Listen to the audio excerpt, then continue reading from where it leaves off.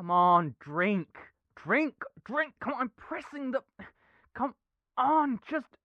It's a water bottle. Just... Oh, for...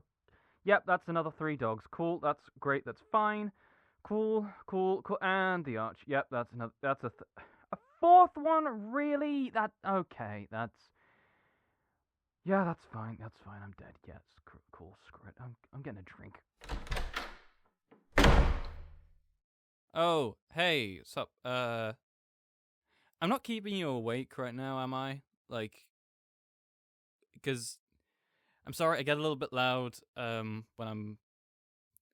My bad, I'll try and keep it down from here on out. I'm just here to grab a drink. Yeah, I've started playing Dark Souls 2 recently. Never actually, fully beaten it. I can never... By the time I'm near the end of it, I'm always quite tired of it and just end up giving up. I've beaten the main game, but the DLCs have always been a bit of an issue for me. Oh, just can't sleep, eh? Well, sorry about that. Anything I can do? No, not really, yeah, of course. I mean, do you want to just talk? Talk for a bit? I need a break from the game anyway. It's pissing me off, you know? It's just, it's just an area, it's like a old prison, it's called the Lost Bastille, and there's a lot of archers in this one area, and a lot of dogs, and just dogs are the worst. It's dogs, and then there's crows and Bloodborne, those guys suck too. And then there's the dogs with crow heads, and the crows with dog heads, those just...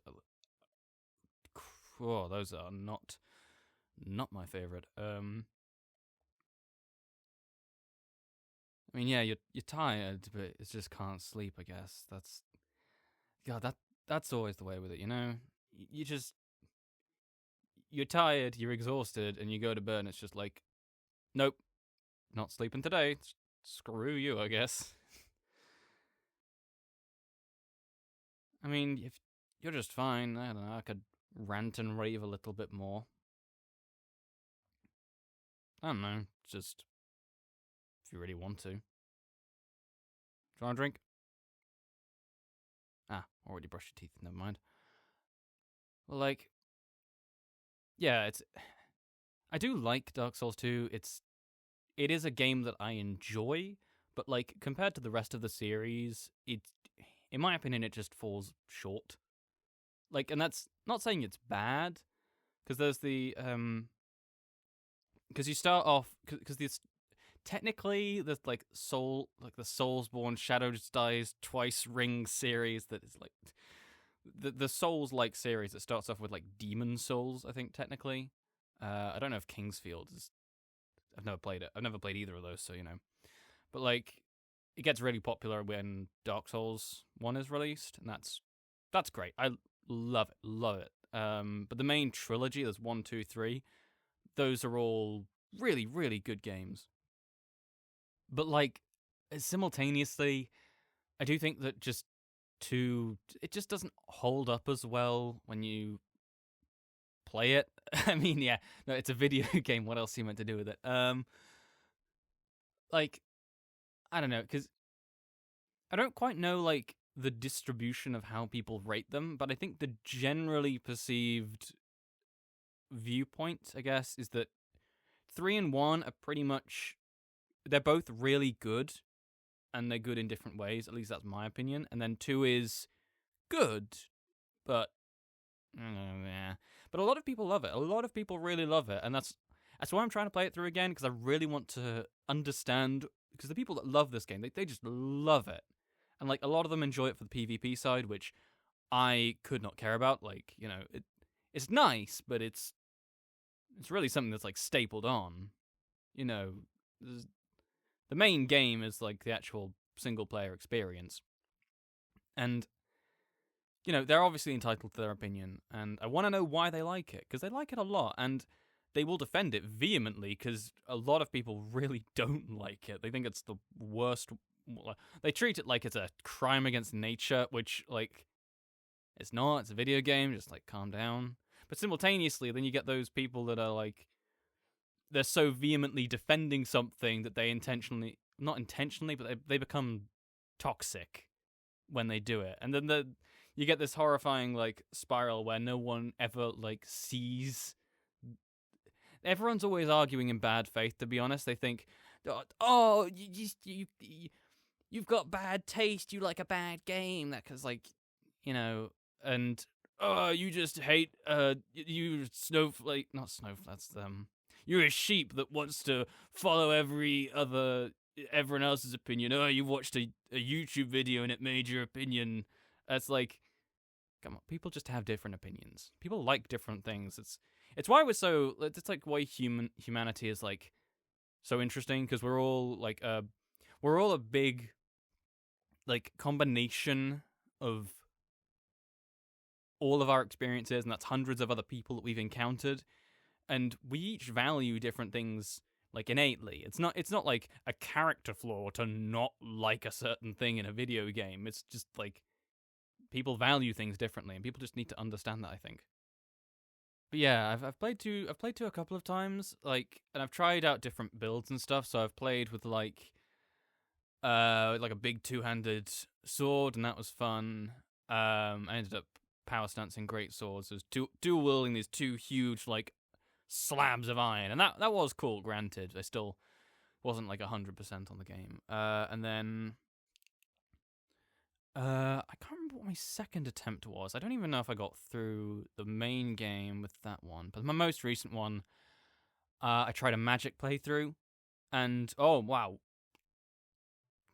so powerful, so powerful. You just like point at something, it explodes. It's like once you get it going, which isn't that hard, it's really good. And like similar thing in Dark Souls 1, like I've played through that a couple of times, and like the magic in that is really strong as well, but you feel a lot more squishy, because like in Dark Souls 2 you get, every time you level up, I believe you get increases to your health, whereas in 1 you have to actively put health points into, like, I think it's vitality. You have to put points into vitality, which means you're not getting as many spells, or your spells aren't doing as much damage, which is important. You really do become a glass cannon. And, the things, if you don't get, it's more of a test of like positioning as opposed to like reactions and stuff like that. But like I don't know, it's hard to explain, because like I think 1 has really good like level design and enemy placement, and just a very nice world and feel to it. It's got this beautifully interconnected world, which I adore. It's amazing. I don't know. There's something so cool about the world connecting in with itself. It makes it just feel so real, which is such like a lame thing to say, I guess. Like, it's not real, but if you're trying to, when I'm playing games, I really do just want to not be here. That sounds bad. I think the word is like verisimilitude. I think where you have like what's the word? It's that the ability to lose yourself in a piece of media. It's like the ability to believe that the fictional world is real. And like I really value that, because it just makes it like it's immersion and stuff like that. And the other games, I think they do a good job of it to a degree, but like they are missing that interconnected level design, which is really fun. But also like the individual levels and encounters are just really fun. Like they take sometimes very simple enemies and put them in situations that forces the player to like consider different options and things like that. You've always got options when you're tackling something in Dark Souls 1. Like in the first area, there's this it's not the first. So you have like, God, I'm going to be here for a while. So you start off out. So you go through the tutorial area, and then you get placed into like the one safe place in the game, which is Firelink Shrine, and then you go up these big sets of stairs, and you can see all of the enemies there, and they're all separated, so you can tackle them individually, and kind of get used to fighting an actual enemy with weapons and stuff like that, and that's really cool. and then you go through a little bit, and then there is this walkway bridge, and there are these two undead that are throwing firebombs onto the what's it called, the bridge, and if you run through it, there are a couple of enemies in the room after that you can't see because they're in a room, and so if you just run through it stupidly, like I'm gonna just charge in there, you'll get stabbed. It's not great. But just like their movesets are not especially complicated. It's you have two enemies that are way out of your melee range, and you need to go through half the rest of the level to get them, that are throwing these AoE bombs, but they're doing it in a sequence, so you can learn the sequence and go through, and then fight those three guys in the room, or you can take it buy a bow.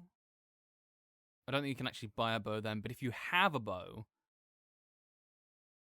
I don't think you can buy one at that point. If you have a bow or firebombs or some kind of ranged attack like throwing knives, you can actually kill them before and clear the walkway, at least on that attempt. And then you can run through and then fight the guys at your own pace, or you could lure them out onto the bridge, fight them individually, or you could, if you're being risky and intelligent and like resource conservation and all that, and you run through, you can actually bait them out onto the bridge, and I believe that the firebombs will damage them.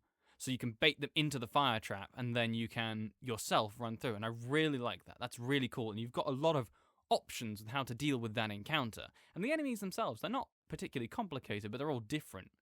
Like, one of them has an axe, and so they do these big, heavy swings with lots of wind-up, but they do a ton of damage when they hit, at least at that point in the game. And then, like, if you continue running, if you just run through them all, then you'll trigger an ambush, and then you'll be, like, trapped, which, unless you know where you're going, you're probably going to get killed, which is not great, but, it's Dark Souls, so it quite literally means nothing. And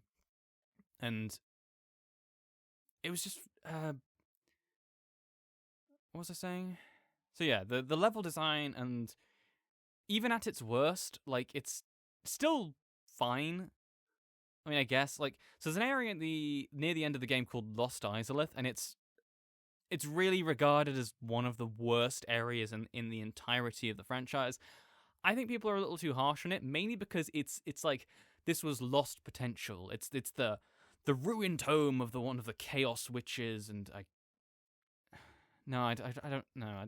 This isn't a lore dump. I think I can probably, basically they tried to reignite the fire that started the world. Turns out, bad idea, and then they become a giant tree bug, and create demons, and they make the Chaos Flame, where all demons henceforth spawn from, or something. Time is convoluted, lore is convoluted. Go ask Vati Vidya for that. He's the smart one.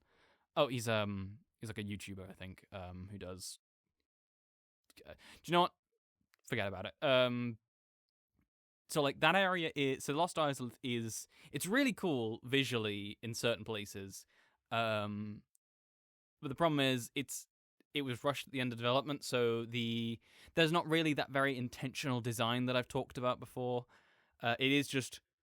It's like a big flat lava pit, which not great, to be honest, but like the only enemies they have on the lava pit are these like giant dragon butt things that are really easy to see, so you can just avoid them. But you basically just sprint to a checkpoint, a bonfire, where you can rest and regain your health, and then like you climb into the inner city, I guess is the right way of talking about it. And in there you find these genuinely terrifying looking demon creatures that are like a blender, and they just pick you up and like blend you. Very nice. And these statue demons that breathe fire, those are like quite boring, to be honest. But I think they look cool.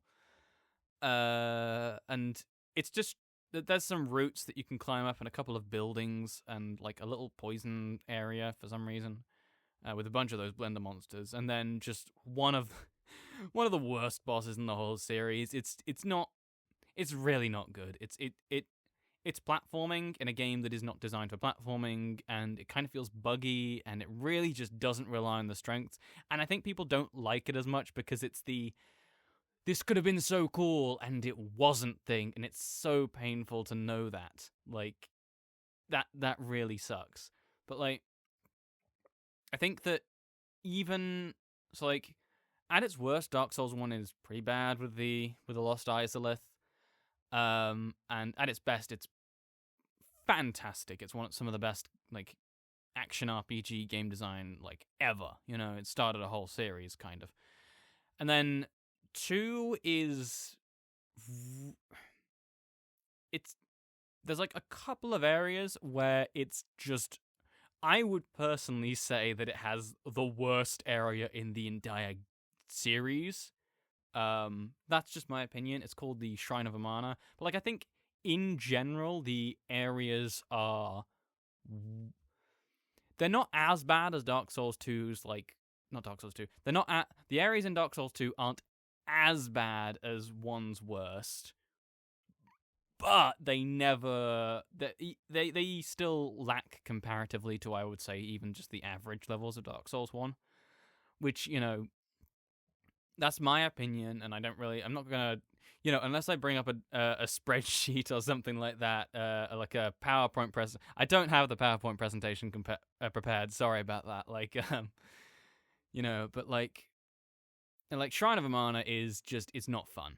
It's not fun, at least for me. It's not fun. I think it's very, very, very, very poorly designed, because every time they put like an obstacle in front of you, they will put a second obstacle that will counter what you were doing to, like, solve that previous one. It's like, oh, this area has a lot of bottomless pits in. I know, I will just keep an eye on the floor and against the way ahead to make sure that I'm not getting anywhere stupid. Cool. And then the devs decide to put... Side note, I just hate... I really hate it when people... Hate's a strong word, obviously, but dislike it when people blame the devs and, like, claim to know what they were thinking. Like, oh, the devs did this because this, and this. And it's like, how would you know? How would you directly know what is going on in their brain? Because there are a lot of things going on in game development, and I don't think people realize that. You know, it's weird. But yeah, so there's bottomless pits. They put water everywhere that slows your movement and makes it so the pits are hard to see. Okay, so I will keep my camera down so I can get a better look at the pits. Then they put in these enemies that hide in the water and ambush you. So you need to ideally keep your camera a little bit raised to make sure you're not walking into any of their aggro ranges to get ambushed and theoretically pushed off into one of the bottomless pits, which, you know, not great. And the water limits your ability to, like, maneuver well. Now, that's dealable with. You can deal with that. But then they decide that the best thing to do is to add these enemies that cast spells at you. And they're super long range. They're way longer range than any of the magic you'll have. And, like, free aiming spells is really not the best in those games. Like, you can do it, but it's not intuitive and it's clunky. So you're just kind of better off, like, picking off at it with a bow. And you should, if you've been focusing on magic, you've been focusing on dealing with things at a mid-range. So you should be able to deal with those. And, like, even then, if that was just it, that would be fine. It wouldn't be ideal, but you could deal with it.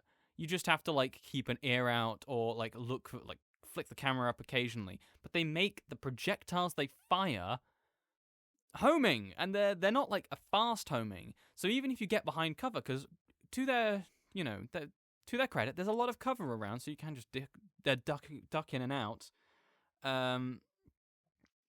But simultaneously, it's really slow.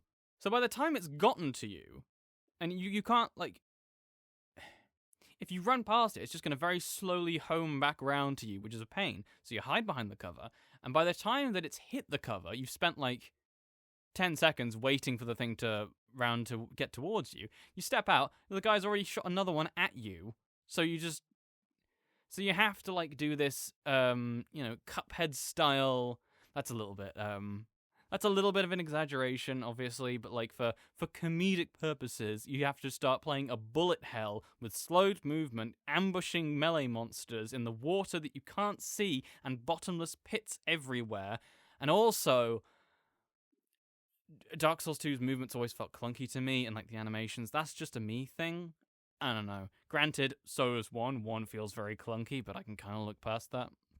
And like, even then, that's fine. It's really not great, but you can pull out a bow. It's like, aha, I have this bow. I can snipe these wizards from a long range, and then I just have to deal with the... Nope. They're, like, after like the first section of it, they add these knights that are really stupid. Because if you shoot them, the knights will aggro and the wizards will aggro. So the knights will run towards you, but they're not slowed by the water. So they just like sprint at you, Terminator style, and you're just sitting there waddling around in waist-high water. And also they've got pole arms and this, like the enemies blocking in Dark Souls 2 it's not really obvious in my opinion. I think the animations on that could be better, because they've got these tiny little shields, but even when they are not using them, they're still getting the blocking benefit, which is, it's weird, it's stupid, and I don't like it. But yeah, and so those guys, and there's always multiple of them. I mean, if you shoot one of them, the entire group aggroes and goes for you, which, yeah, would make sense in real life, but simultaneously, all of these things combined just makes it really... I always dread going into the Shrine of Amana, and that's really the reason why. It feels like you've got 7 different paths to take, and they're all covered with Lego and cactus. It's just like different proportions of Lego and cactus, which, some people like, and it's a very pretty area, I will give it that. And there's this weird haunting singing, and like at the end, the boss is boring. Is about it, really. It's like it looks cool. It's a giant weird frog thing with a human head and arms in its mouth, which is weird to say. It's really weird to say that, but like, its gimmick is that it like can pull the frog skin around itself and make itself invulnerable, and that's great until you realize it's like a gimmick. The invulnerability doesn't really do anything. All it means is that you as a player can't do anything, and so you can just like dodge, I guess, but the attacks don't really change. In fact, it limits the attacks, so it doesn't really change the fight in a meaningful way. It just says, oh, it's like a mandatory halftime break, and again, it's fine. That's an example of the worst in the entire series, in my opinion.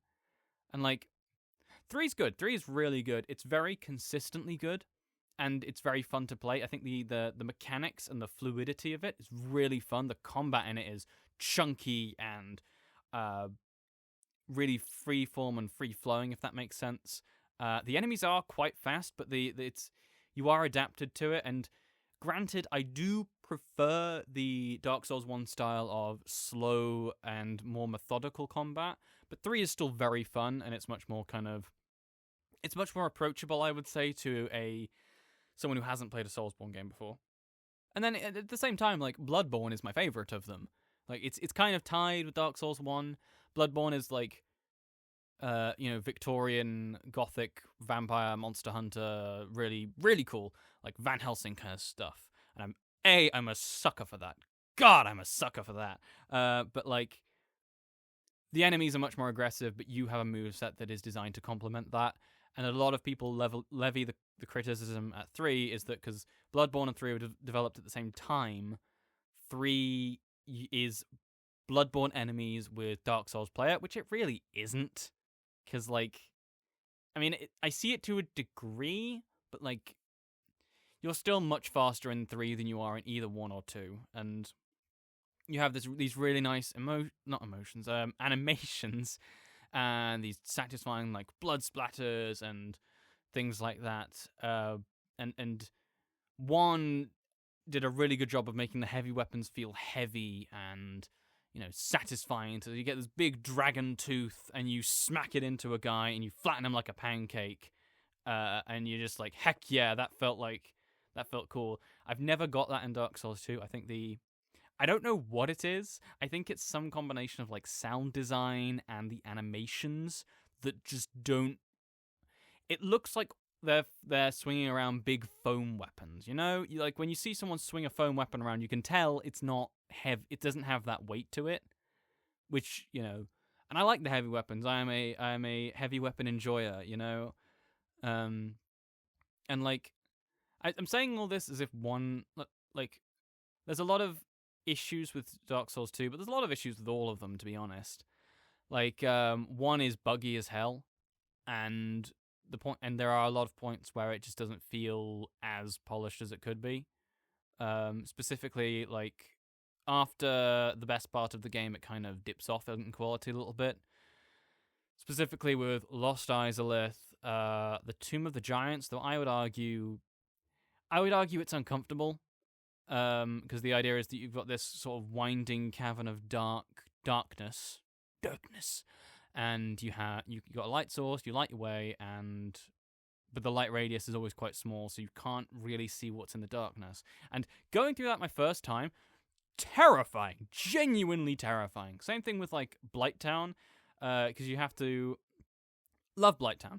Like a lot of people don't like it. I really like it because it's intentionally very claustrophobic, and I think that's really cool because you are like precariously going down this ramshackle sewage city on the side of a canyon filled with the inhabitants who are like these poisonous cavemen kind of thing. And it really does give you that sense of vertigo and claustrophobia, and it's really good if you take it slowly. I think if you try and run through it, you're screwed. Or if you take the shortcut and just go down the elevator, because who wants to play the game that they've bought, And I really like that. What was I talking about again? I think I was level design, and then and three is really good, and I think as a finale capstone to the series, I think it ends it probably in the best way it could, but it does lean a little too heavily, in my opinion, on Dark Souls 1 for a lot of the emotional beats. Like, the ending of Dark Souls 3 is fantastic. It's amazing. Like, the vanilla, without the DLCs, the ending's fantastic, and the final boss is, I think it's the best way to end the series. Aside from what they do in the DLC later with an NPC that you meet early on, and they kind of become your mirror, and it's a tragic thing at the end of the world where you have to fight the last of the undead. Who God, I haven't even explained the premise of. So the idea is that a long time ago, the world was ruled by dragons, and everything was grey and constant, and then fire came into existence, and the creation of fire was basically the invention of, like, two different states. So you've got heat, cold, light, death, light, dark. And then, so now instead of everything being an everlasting grey, there is black and there is white. However, the fire will fade, and the dark will consume all. That's the idea. And then several creatures found very powerful souls in the fire. Don't ask me how that works. It's weird. And then they become Gwyn, the Lord of Sunlight, the Witch of Izalith, Nito, First of the Dead, and the Furtive Pygmy, who is like the progenitor of humanity.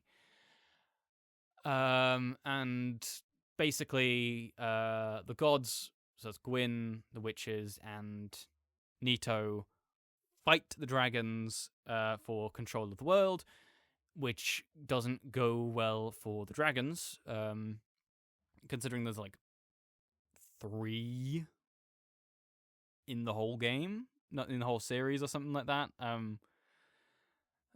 And it's weird. So then, basically, when the fire begins to fade, the Lord Gwyn puts like a curse on humanity. Humanity's meant to inherit the world when everything becomes dark, so he puts a curse on them, so they are inexorably linked to the fire. And when the fire begins to fade, people will begin to bear this mark of the undead called the dark sign, and then they will be brought back to life essentially, and will slowly. They can't die. And every time they die, they slowly lose a little bit of their humanity until they become this angry, mindless husk. Which is another thing that I would say about, again, not trying to like hate on Dark Souls 2, because again, I do find it fun, but like the hollows are, which as they're, when you lose all your humanity, you go insane and you become hollow. That is like a genuine fear for people, and like, it's not really explored as much in Dark Souls 1. There's an NPC in Dark Souls 2 who does a really, really, really good job of like exploring that. And like, so you have the undead curse, and the hollows in that's what you become.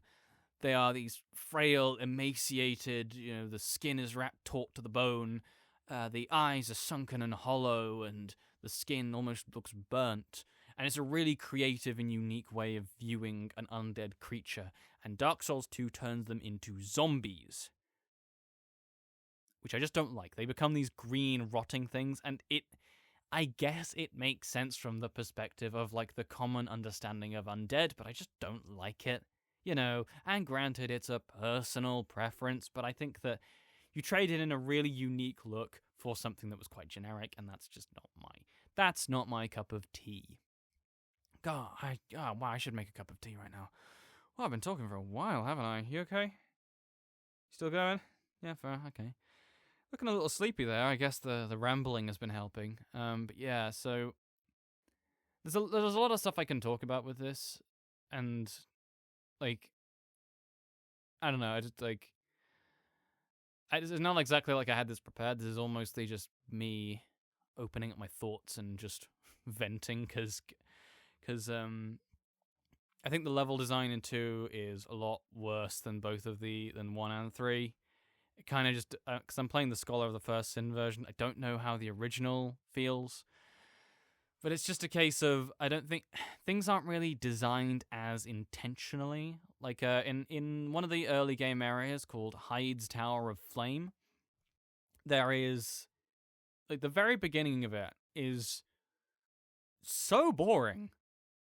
Like, you have these 3 enemies that are these dudes in armor, these big, beefy green guys with this like, one has a sword and a shield, one has a mace, and another has a greatsword. That's cool.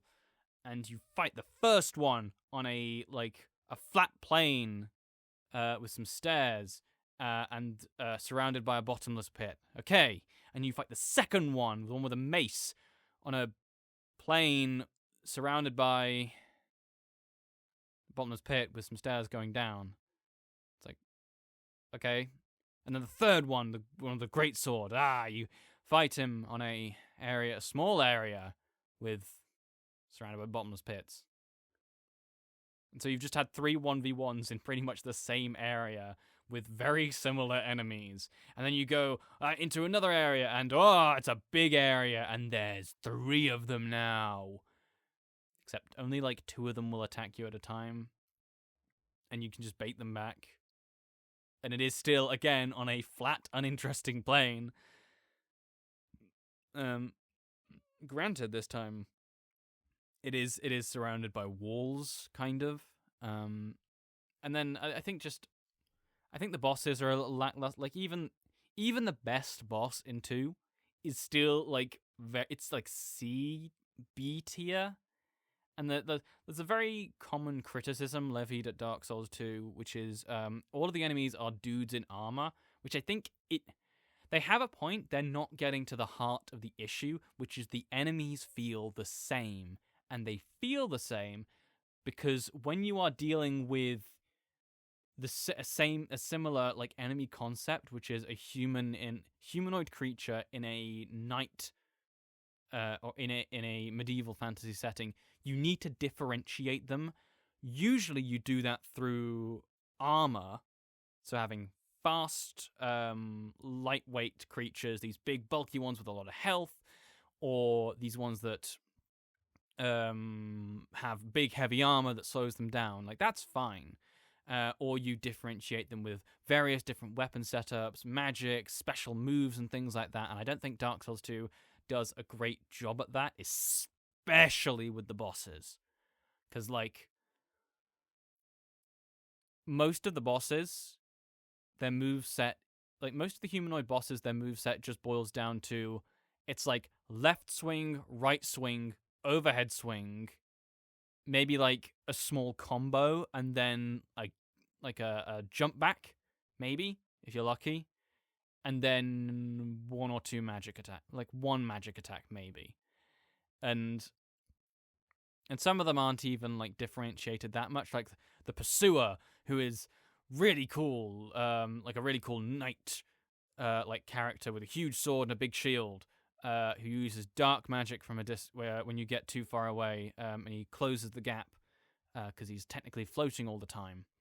And then there's the Mirror Knight, which is a enemy with a big sword and a big shield who uses lightning when you go too far away. Granted, the Mirror Knight has this other thing where they summon a dude to kill you.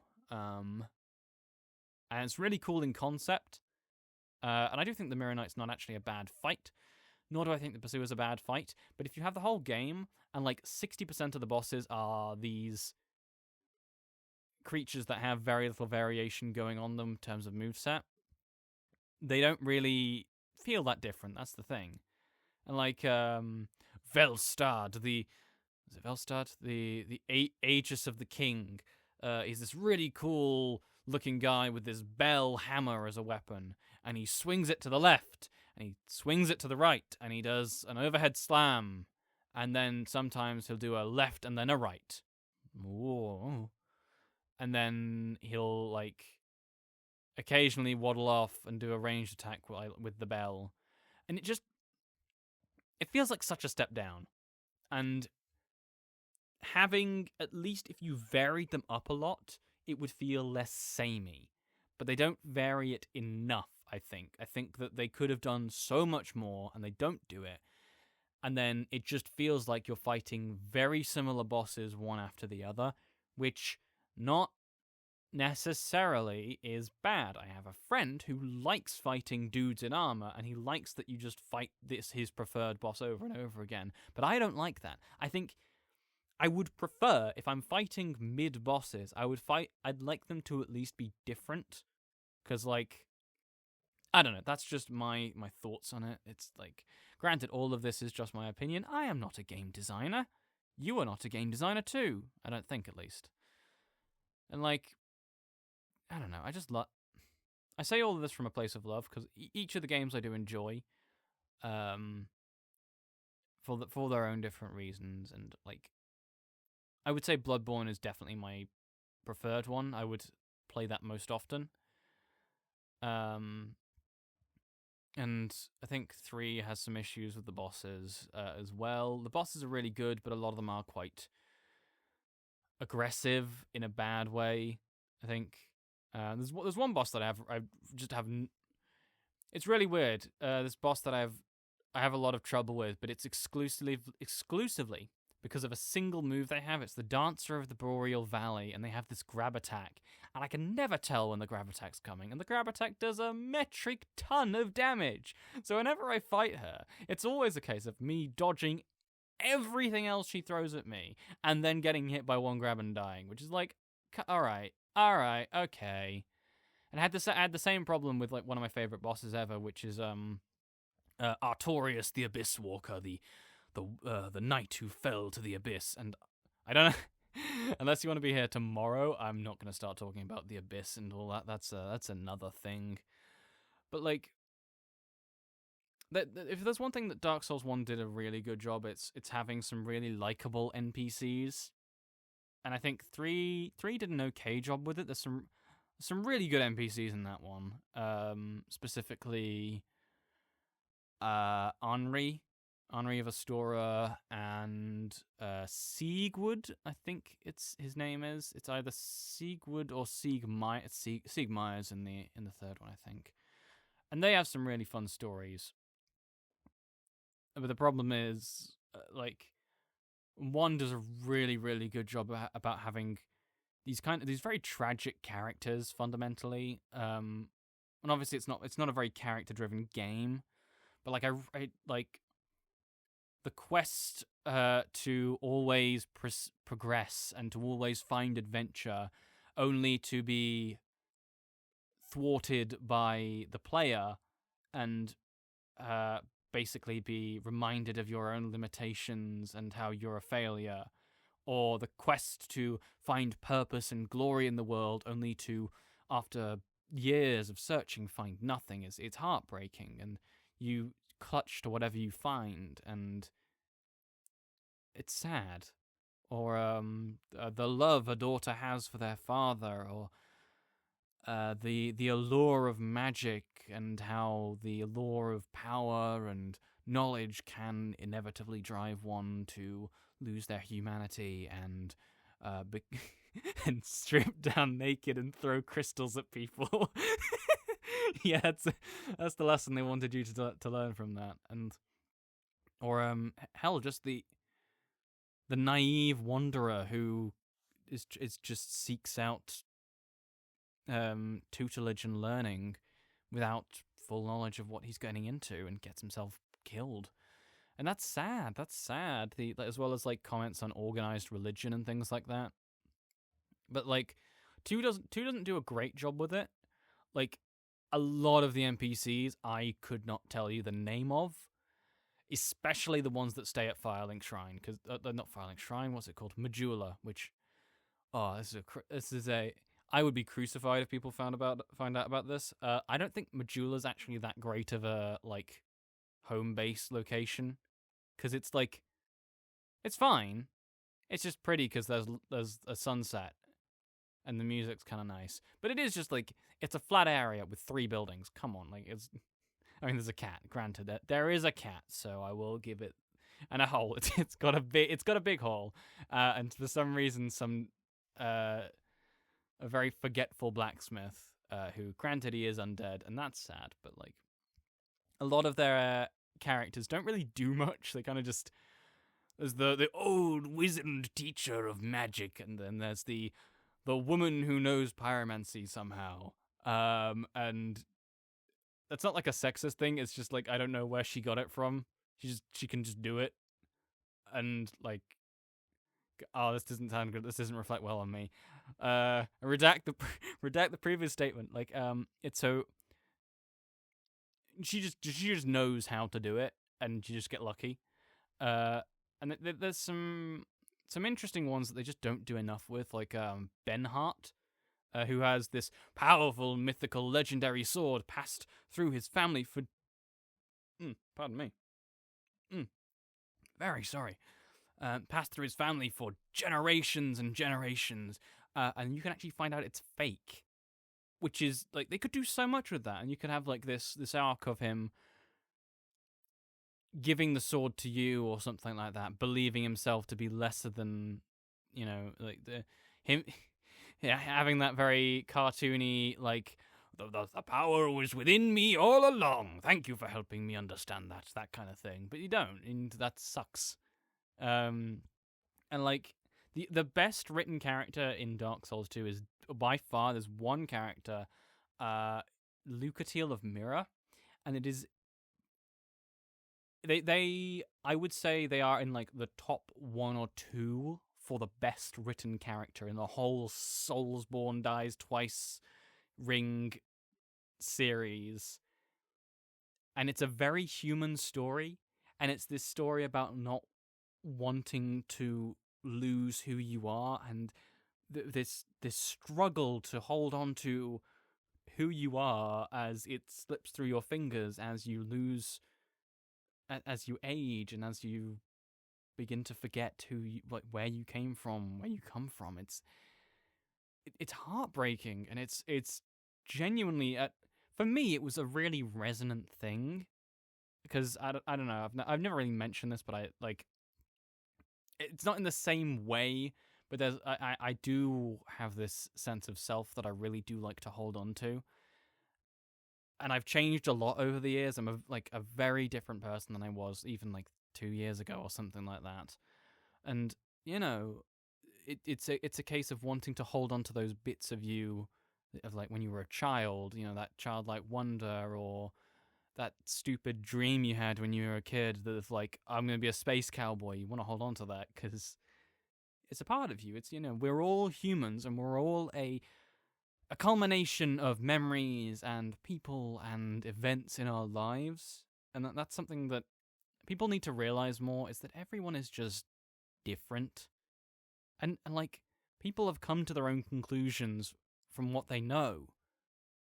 It's just as a general thing, I do think people are less malicious than most people ascribe to them. It is usually just a lack of understanding, or at least in a lot of cases, or people being swept up by a rhetoric, or being pushed away by other people, and finding community and comfort in people who don't have their best interests at heart. And I think that's why, even when people are having shitty opinions, you shouldn't start treating them as subhuman, because all that's going to do is make it worse. And I don't know, I have gotten so far off from Dark Souls. Wow, I came in here for a drink. I could still. There's so much I could talk about, how the Old Iron Keep, which is an area in Dark Souls 2. It's got 3 enemies in it. It's not late game. It's a mid game important area. It has 3 enemies in it. It's this giant iron castle that's sunk into the lava. Oh god. Oh. Ugh. I am sorry. I should not have eaten that. I should not have eaten all those beans. But yeah, it's this giant iron castle that's sunk into the lava from the hubris of their own king. Really cool. Really, really cool. Giant molten iron castle. What do you think should be in there? Lava monsters, fire elementals, molten knights, the armor fused to their very bodies, and you fight a knight with a sword, and then a knight with a sword and a bow, and then a knight with a hammer that you can't backstab. And then there's 2 random invaders who are just they follow the player's moveset basically. And they're just the least intimidating. So it's oh, it's me, Armorer Dennis. Hello. And I use magic instead. Why does he use magic instead of... if you have an armorer character, give him a blacksmith hammer. Just make him a big buff dude with a blacksmith hammer, and have just a chunk of metal as a shield. Heck yeah, I can get behind that. Not I'm Armorer Dennis and I use a stupid spell you get in the late game but you don't have access to yet. Oh, I'm Armorer Dennis. Sorry, I don't like Armorer Dennis. He's stupid. And then there's Fencer Sharon, who's just stupid as well because of the mechanics and stuff like that. But and that's it. That's all the enemies in this area, which is crazy for me to think about. Not even a fire salamander that I do they have in the early game. That's weird. It's just I'd like the game to be better. I'd like all of them to be better. I would like everything that I do, every piece of media that I partake in, I would like to be better. Thank you. Please give me only good things. No, it's like, I don't know. I do love all the games. Love was a bit strong. I enjoy 2. It is a fun game. It is good fundamentally. It's just very flawed. It's kind of like a death by 1,000 cuts kind of deal. Like there's nothing that, aside from just having a bit meh level design and enemy design, there's just a lot of other little things like I don't understand why in any game you would lose your maximum HP from dying regularly. I don't know, it's just me. Oh, I have been doing this a while. Oh, yeah, that's about 50 minutes. You're asleep, aren't you? Huh. Well, I mean, I guess that helped. Well, I guess see you in the morning. I wonder how long you've been asleep. How long have I just been talking to the walls? Yeah. Night. I'll see you tomorrow. Bye, I guess,